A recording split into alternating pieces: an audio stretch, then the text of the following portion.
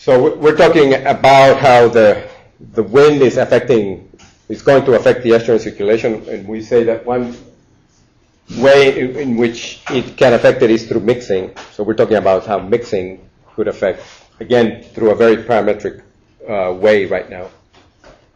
And so the wind really, the way it mixes the water column is by injecting momentum, horizontal momentum, in the vertical direction. So that's how you parameterize the wind stress. So it acts from the surface downward, and it may destratify the entire water column if the forcing is strong and the buoyancy is low. So how do we mean when we say strong forcing and weak buoyancy? How can you determine that quantitatively? We talked about a non-dimensional number that we can use to parameterize this.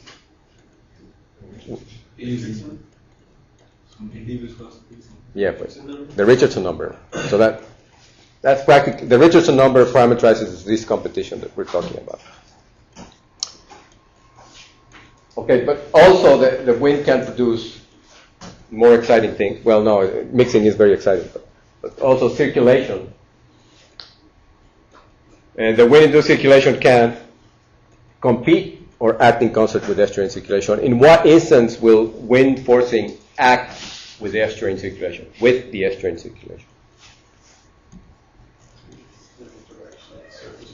When the wind goes, right, in the direction of the surface flow, so that is when the wind goes from where to where? From the head to mouth. So what will it do? The wind will not only move the water from the head to the mouth, it will cause a slope, like you said earlier also. It will cause a slope. As the water is moved away from the head to the mouth, it will pile up water away from the head. So that creates a surface slope that will cause a return flow underneath. So what this tells us is that a seaward wind will enhance the estuarine circulation, whereas a landward wind will oppose the estuarine circulation. Right? Now, these effects will depend on how stratified the water column is also. And this is another hot topic of research, the effects of wind under stratified conditions.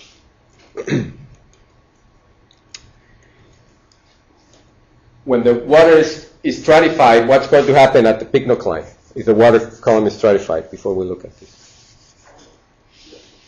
How will stratification cause a modification to the vertical transfer of horizontal momentum? What will the pycnocline do? If you have a pycnocline,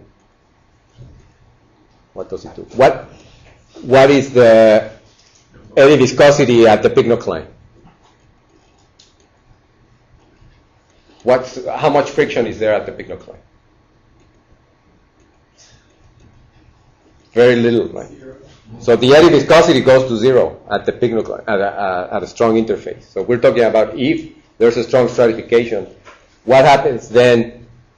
If there's no friction, then what happens to the vertical transfer of horizontal momentum? It gets dampened there. Right? So the pycnocline effectively acts like a barrier to prevent the vertical transfer of horizontal momentum. So the more stratification, the more efficient the surface layer will respond to the forcing of the wind.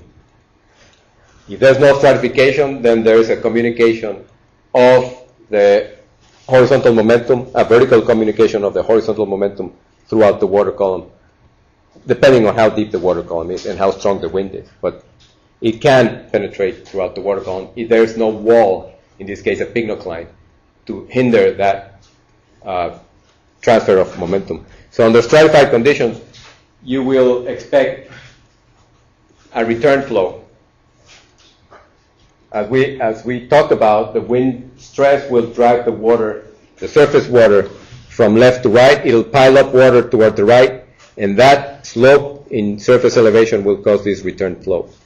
So one should expect this under stratified conditions or under relatively gentle bathymetry, as we will talk also about when we mention bathymetric effect.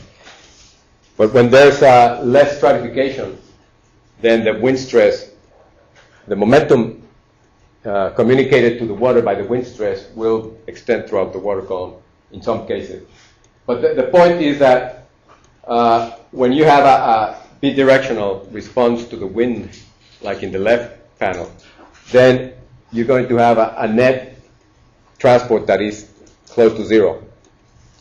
The water, the same water that's moving with the wind will return somewhere else. So the net transport, vertically integrated, will be close to zero. Whereas when you have a unidirectional response throughout the water column, that will cause a more effective transport of water, right? So here's an example, and you'll tell me which response we have here, whether it's a bidirectional or a unidirectional response. So we're going again to the area of the fjords of Chile in the inland sea. So we go to this area. If we zoom where that point is, it's this area, and I'm going to show you data from this strait here. There's a strait where the depth comes up to less than 50 meters. Right here is 250 meters and 200 here. So you can imagine that this is a submerged mountain, if you want. So we're going to look at a record. How long is this record?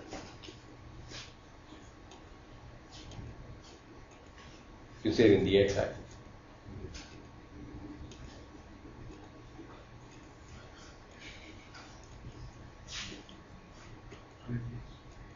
Around 100 days, yeah.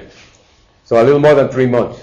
So in the upper panel we have, what do you think those arrows are? The axis related to the arrows is this one. The label related to the axis is this one. What do you think the arrows are? That's the wind. And how about this thick line? This is the label related to the thick line. Surface, it could, yes. The amplitude of the tidal current. So it indicates you, what does it indicate here versus here, here, here. Notice that in 1 month we have maybe 2 of these cycles. Exactly, spring, tides, neap, tides, spring, neap, spring, neap, spring, neap. Does that make sense? So this would be the envelope of all the tidal variations. The envelope. So it tells us when spring tides were, neap tides, spring. And it also, this panel also tells us when the winds were strongest. Okay? Now this intermediate panel gives us contours of the long axis non-tidal flow. We have filtered out the tidal variations here, and what we have is the net flow. In red, the positive values mean toward the north. If we go back here, positive values mean toward the north. So notice that the currents are nicely aligned here with the channel. That's how we were able to do this. So positive values to the north and negative values to the south. So notice here, this is distance from the bottom. So all these areas are close to the surface with positive values toward the north. And then the black line here is the interface between positive and negative values. So all the blue contours are flows toward the south. Non-tidal flows, remember. We have filtered out the tide. And then in this lower panel, we have the vertical shear. That is the vertical variations of these variable. So here we have dV, dz, dV and dz. Positive value means that the flow is decreasing with depth, and negative values right here represent that the flow is increasing with depth. Okay, so notice that the largest values of the shear, the red regions, correspond nicely with the interface. That's the region of strongest shear. I told you. So what's going on in the middle panel? What's going on in the middle panel? Right, so you have a near surface where's it going? Outflow and near bottom inflow. So you have the typical estuarine circulation situation. And all those oscillations then are produced by the wind forcing. Notice how nicely the periods of strongest wind forcing, which I have marked there with numbers, with a vertical line, 6 periods with the strongest wind pulsing.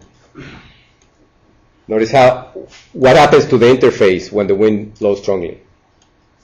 What happens to the interface between outflows and inflows? It deepens. So you see very little blue, or none at all. So very little inflow. Notice also the vertical shear. Those are the only periods where the blue regions extend some significantly in the water column. So it means that the near surface outflow is weakened by the wind. The wind is blowing. Sorry, I didn't tell you in which direction those arrows are going. So those arrows are going toward the head of the system. So if we go back, the arrows are pointing in the direction toward which the wind blows. So in this case, the wind is blowing. When the arrow points downward, it means that it's going in that direction, toward the southeast. South-southeast. Right? So the strongest winds are opposing the outflow. So that's why at the surface, the outflow gets weakened, and right underneath a little bit, the outflow increases. But still, the interface drops down. Why do you think the interface drops down? And there's no water coming in. You're changing the direction of the water. Right. So can you explain the whole scenario? Do you see? Yes. Is the wind? Those wind arrows are going into towards the mouth or towards the head, towards the head, into the estuary, against opposing the estuary in circulation.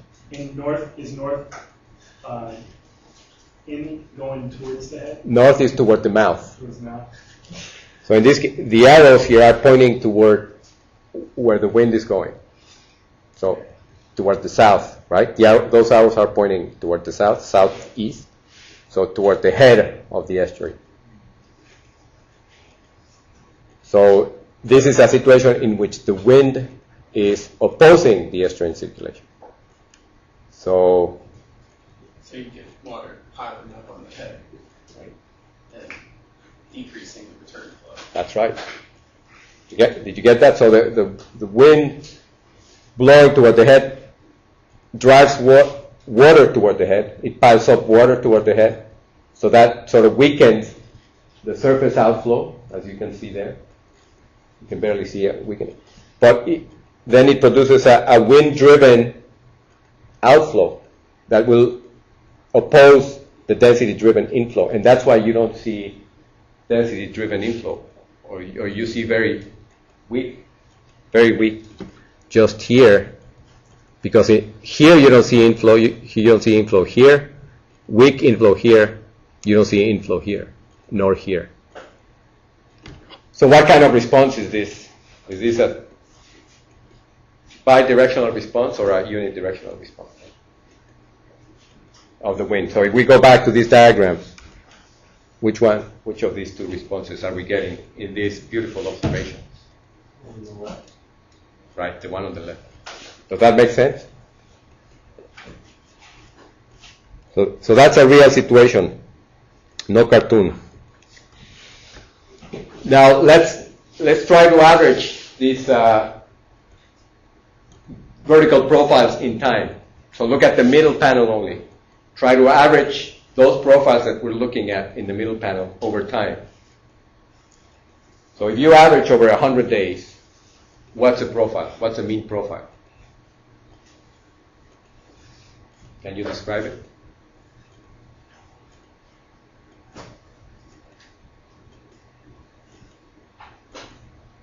No?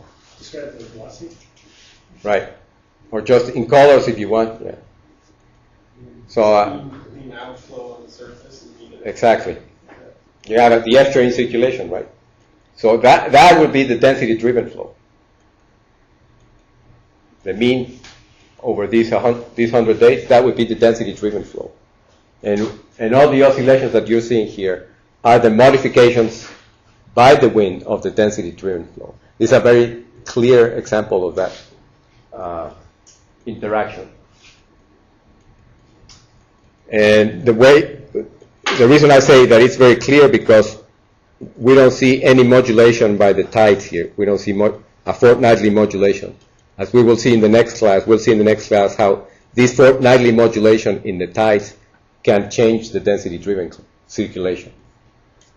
But here, there's no obvious relationship between the tides and these fluctuations. You can see that these fluctuations are much greater than these fortnightly fluctuations.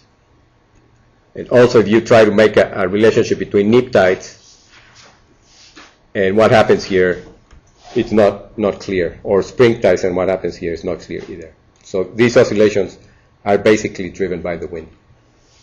There was a question. Yeah. So we're saying that it's inducing this type of circulation. Right. Like, how can you see that? Like, I still don't see it. I see, like, what I see is when the wind blows against it, it slows down the velocity. Yeah. In these two instances, it even caused the flow to go southward instead of northward. But it looks like it affects it throughout the whole entire water column. Like, it looks like without wind, you have that. If it affected it, if it was to affect it throughout the water column, then you'd have an intense blue here, because it would go to the south. The wind is blowing to the south, so if it's moving the entire water column, then you have near bottom water going to the south, so it would be blue, right? Gotcha. And again, if you average each level with time, you'd find that in the uppermost level you'll get some orange, and then as you go down, maybe yellow, and then it starts getting green, and then you'll get the black line somewhere close to the middle, or maybe a little below the middle, and then you start getting blue, right? The average. So that's what we're saying. That's the density-driven flow with outflow at the surface and inflow at depth. So what's the dynamics that's driven that mean flow? The mean flow.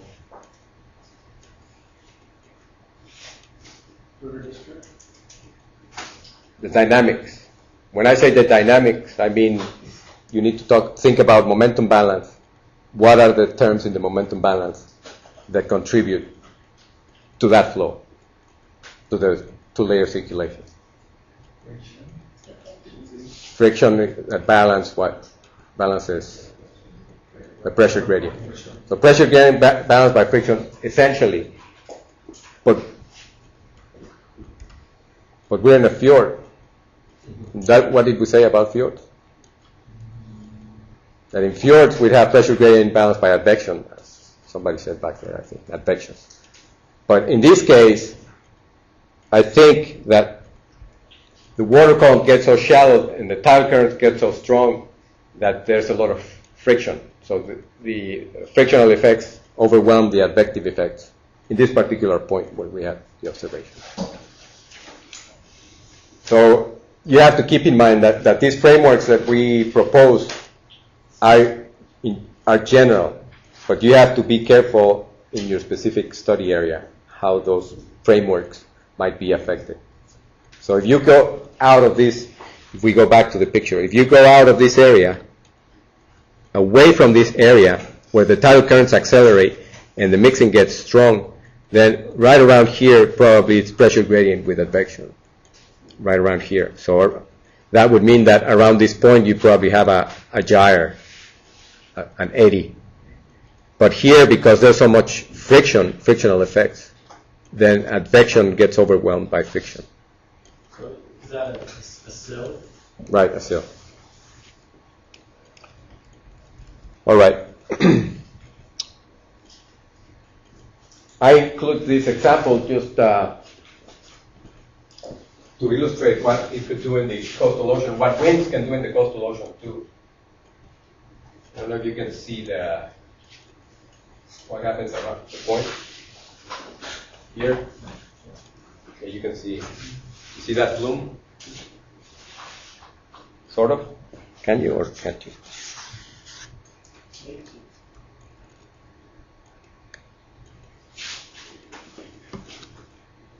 This band of water extending like that. You see it? Yeah.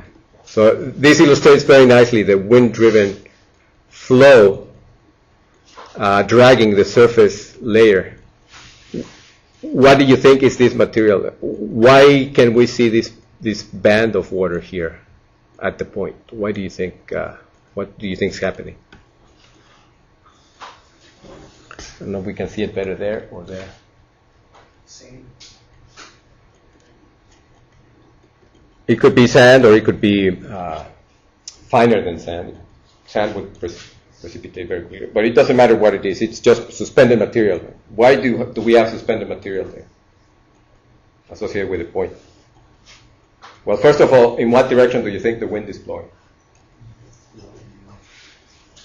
From the north or to the north? Toward the north. From the south. From the south, right. From the south to the north. So what do you think is going on there? You can see clearly what we're talking about, how the wind drives the surface layer with it. And I show this because for those of you who have taken physical oceanography, when the wind blows, you immediately think of Ekman dynamics. But Ekman dynamics, for those of you who have not taken physical oceanography, is when the wind blows, it moves the water, but then the effects of the Earth's rotation makes the water move toward the right in the northern hemisphere or toward the left in the southern hemisphere. In this case, we're in the southern hemisphere. So it should move that plume toward the left if we had Ekman dynamics. So when the wind is blowing in this direction like that, then we would expect the water to move in that direction because of the Earth's rotation. But when you have a strong frictional coupling between the wind and the water, then the water moves directly with the wind, which is the case here. All right? So that's the main idea that I want to illustrate here, how the surface water moves with the wind in this semi-enclosed embayment. This semi-enclosed embayment, which is called the Gulf of Arauco in central Chile, is sometimes an estuary because, as you see, there's a river there. That's called the Rio Bio River, and it's very seasonal. It only discharges in the winter when in the rainy season. Think of Oregon, similar weather, similar climate as Oregon. So you have the rainy season is in the winter, and that's when the river discharges. So that's amazing. But why is it going? So as an aside, why do you think it's going on at the point? What's going on at the point? Remember, if we have surface water going away from the coast, what's going to happen? The wind is blowing in that direction. It carries water away from the coast. So you're going to have upwelling. So the subsurface layers of water will come up. So this is colder water, effectively colder water with some suspended particles, and it's being driven away from that. So this protrusion in the coastline allows that to develop. So this is a very, very interesting phenomenon also that we'll talk about with when we talk about bathymetric and morphologic effects. So we've talked about how the wind can produce mixing. We've talked about how the wind can produce circulation. Now let's see how the wind produces slopes. Wake up.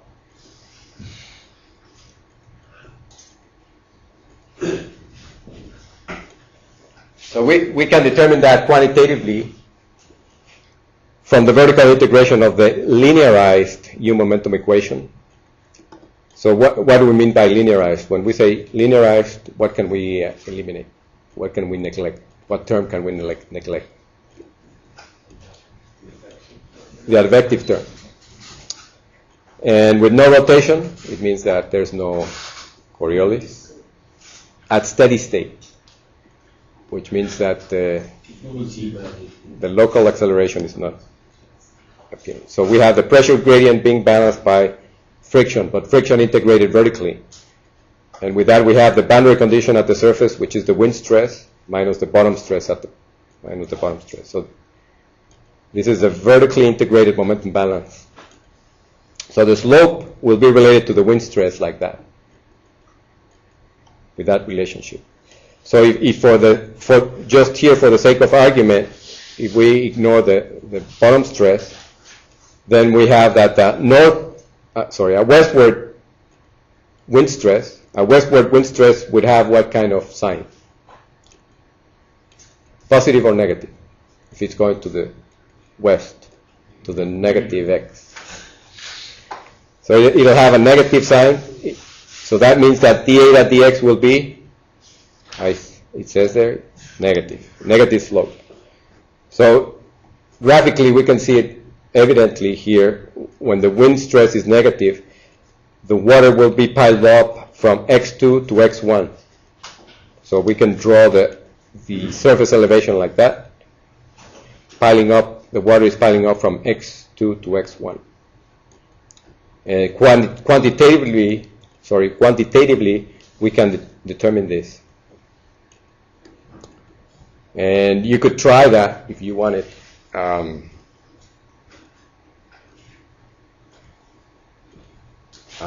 Maybe in the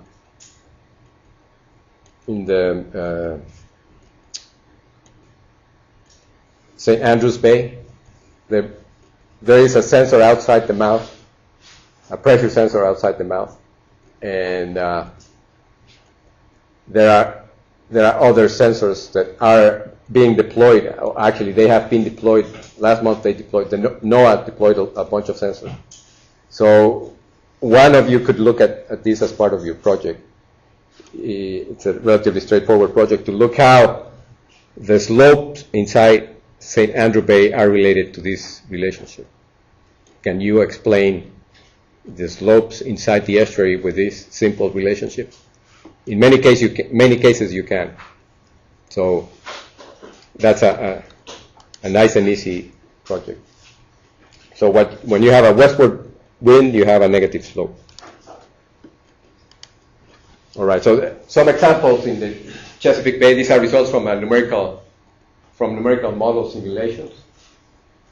For different kind of winds, what kind of slopes do you have? So you have wind here from the northeast going toward the southwest, and you have here that the wind gets pushed from the head to the mouth, and also from the ocean in this direction.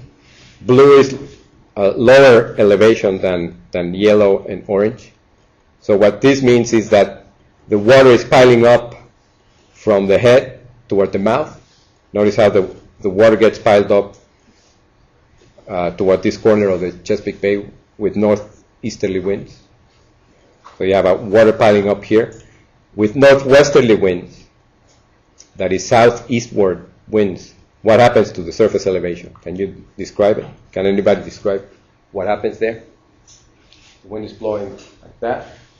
So it's analogous to the situation with northeasterly winds. Right? The water gets pushed downward away from the bay. So the water gets piled up away toward the coastal ocean.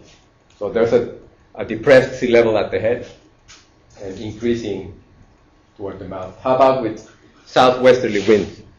These are the summer winds in the middle Atlantic Bight. Southwesterly winds, what happens there?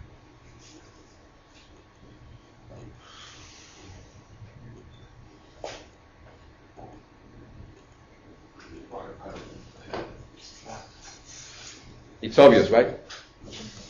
Or is it not? I mean, see the silly question? That's why nobody wants to answer. No, I answered it. So we have a setup toward the head of the bay, and the sea level gets depressed in the lower bay. You see the depression in the lower bay? How about with the last example, the southeasterly wind? Southeasterly winds, again, will push water up toward the bay, so you have a setup here, and actually you have a setup inside the entire bay, because water from the coastal ocean is being pushed in. right? So these winds, like Matt said at the beginning, winds can produce seiching. And they could produce seiching through two types of situations. One is through a halfway oscillator, which is the upper panel, and that's the case of a lake, or across the estuary where you have two boundaries.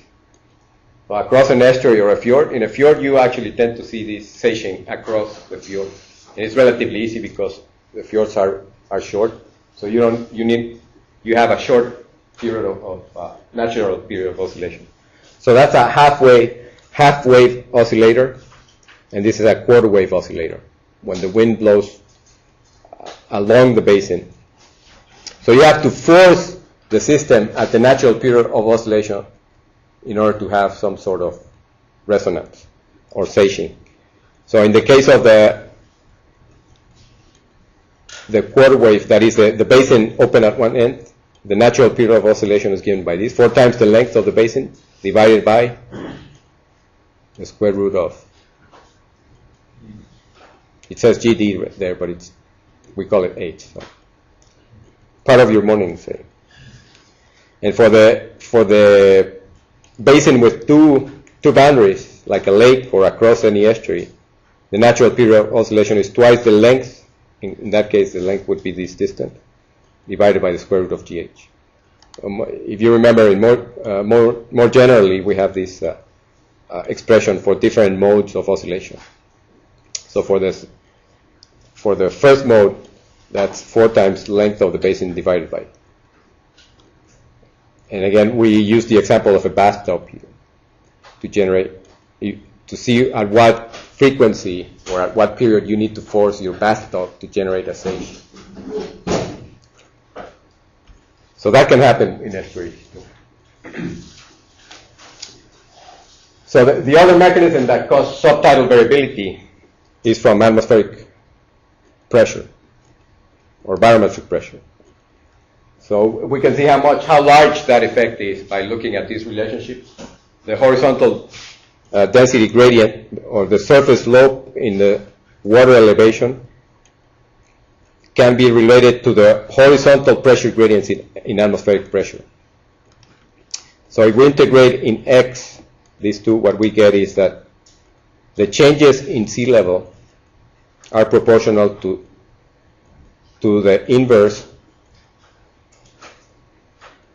Let me say that again. The changes in sea level are proportional to the changes in barometric pressure, but with the opposite sign. So an increase in barometric pressure will cause the sea level to go down, and a decrease in barometric pressure, as you've seen in hurricanes, will cause the sea level to come up. By how much? By that. Does anybody know the rule of thumb? Or how much? How are they related, the barometric pressure with sea level? We can derive it from here. For a change of, what are you familiar with? What units are you familiar with respect to barometric pressure? When you look at the weather reports or the weather charts, if you're interested in that, what are the units that you're interested in? Millibars?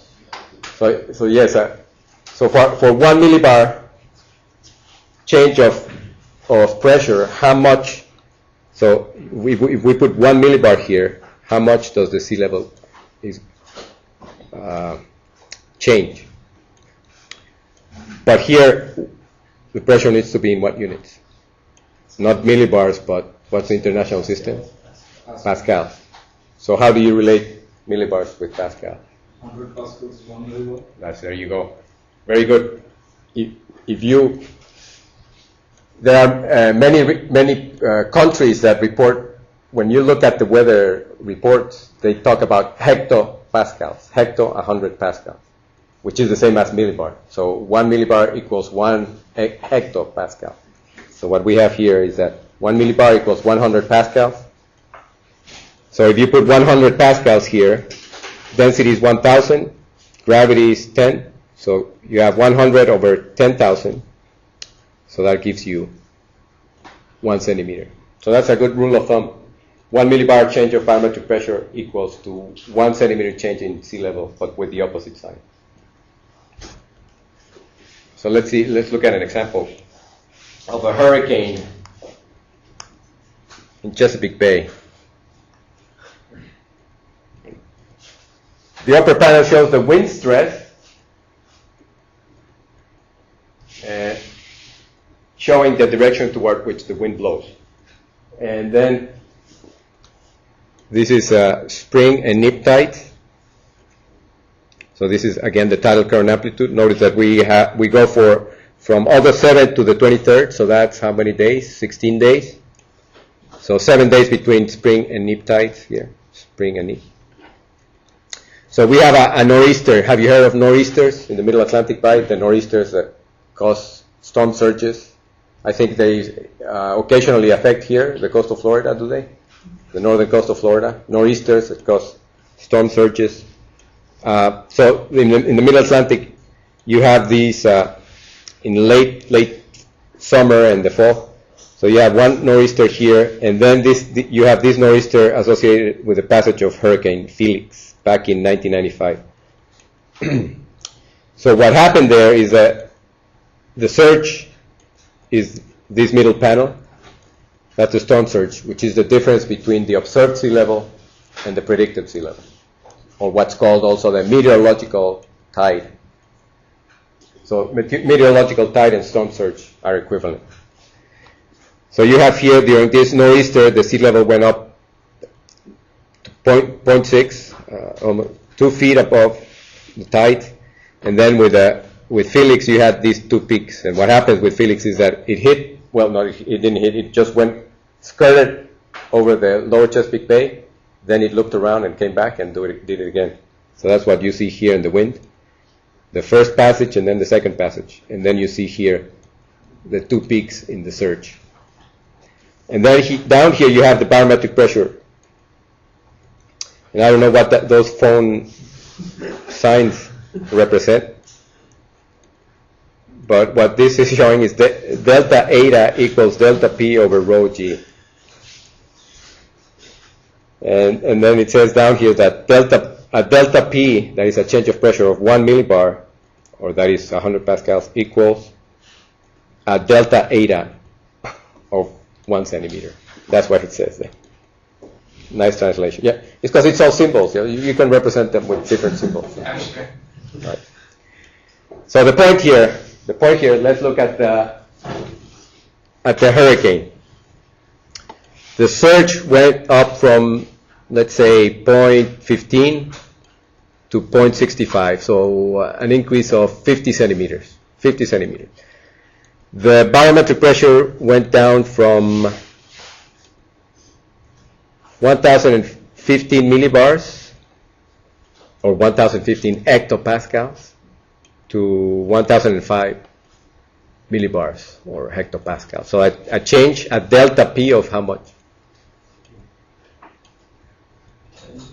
A delta P of 10, right. So that should have caused what delta eta?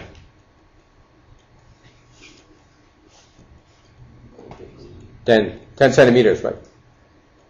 So out of those 50 centimeters that we see, we can say that 10 centimeters were likely due to the inverse barometer effect, to the change in pressure, and the rest 40 centimeters were due to the wind. So you can start playing those games. Now, the other thing that the atmospheric pressure can do on an estuary is not only on the sea level, but also on the hydrography.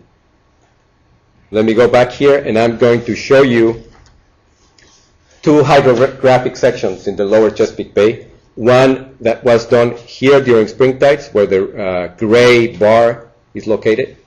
Spring tides and relatively weak winds. And then another section that was carried out here right after nip tides, but also right after the passage of the Hurricane Felix. Okay. So now, what do you expect for these hurricanes to do to the hydrography? What will it do to the density distribution, salinity distribution? In the water column, what will happen? Before the hurricane and after the hurricane. So before the hurricane, we have a slight stratification, if you want. what's going to happen after the hurricane? What will you see?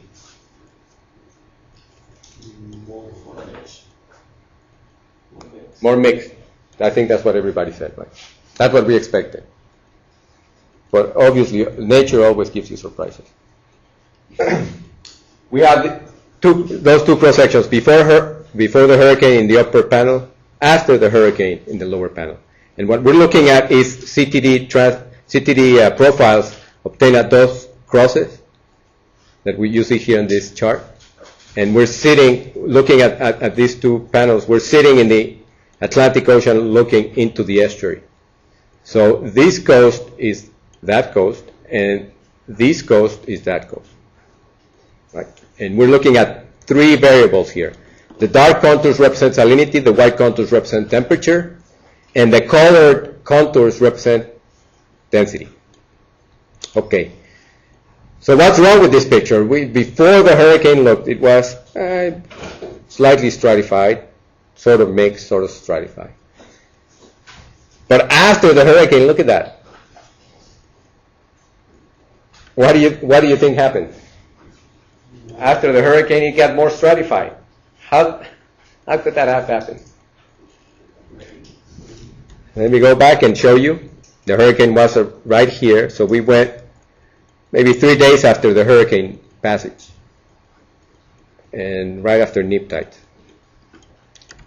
So now that you know the answer, what do you think? Why do you think the answer is like that? What did stratification increase? When we went out, we expected to see everything mixed. Runoff. Runoff? Oh, well, that good point. But there was no rain with the hurricane. Trick question. Yeah, no, but that's the obvious answer, and but there was no rain. We just had the wind and the drop in the barometric pressure. What do you think happened? So you have to think in terms of the whole system. What happens with the wind and the mixing, and then when the wind relaxes, what happens? So now here. It's set up on the inside, on the bottom part. Okay. And so that would increase the circulation. Is that what you showed? The near bottom? Huh? The near bottom circulation? Yeah, the overall circulation. Right, but if you have a setup toward the head. No, when this creates setup towards the mouth. Towards the mouth. It's possible, yeah. Is the system relaxing? Like everything's coming back now? Right? That's more like the relaxation after the forcing. So when the hurricane, if we had gone out when the hurricane was at its peak, probably we would have seen the mixed conditions. So what happens is, but as you were saying, that the wind pushed salty water in and mixed everything. So what the hurricane actually did, what we think the hurricane did, was it compressed all the isohalines inside the estuary. So it did it as an accordion. It compressed it as an accordion. The hurricane compressed the isohalines into the system. So the wind kept the accordion closed, and then when the wind went away, what happens to this density gradient? It relaxes. Just like when you remove the partition of between salty and fresh water, what the hurricane did was increase the horizontal density gradient, and it maintained it like that. And when the wind relaxed, then this density gradient relaxed, and it was allowed to relax because there were nip tides when there's less mixing. So that's the explanation we gave. So would it eventually go back to this kind of stratified? Yes. version? Yes. So sort of a safe, but not quite, because, well, if there was no other forcing, you would get a safe. If you had no other forcing, but you have the tides acting very strongly, and then the winds that change direction. But anyway, this was allowed. The stratification was allowed to develop because of the appearance of nip tides after the passage of the hurricane. So that example included the effects of wind and effects of barometric pressure. And here's another example of the effects of barometric pressure on sea level. So again, we have a hurricane in 1998 on August 27, 28. You can see the wind velocity here, nor'easter, clearly causing the surge here. Here we have the observed sea level and the predicted sea level in green and the observed sea level in red. So you can see the difference between the observed and the predicted is from 0.5 predicted, it was 1.3, the observed. So the surge was 0.7, or what was it, 0.5 to, no, 0.8. 0.8 meters. And the pressure changed from 1014 to 1001, so a change of 13. Right, so that should have caused an increase of sea level of how much? 13 centimeters. So 13 centimeters out of the 80 centimeters. That's the relative contribution of the barometric pressure in causing this storm surge. The rest, obviously, from the wind stress. Okay? Are there any questions up to here? No questions? So we'll stop right there and we'll continue on Thursday.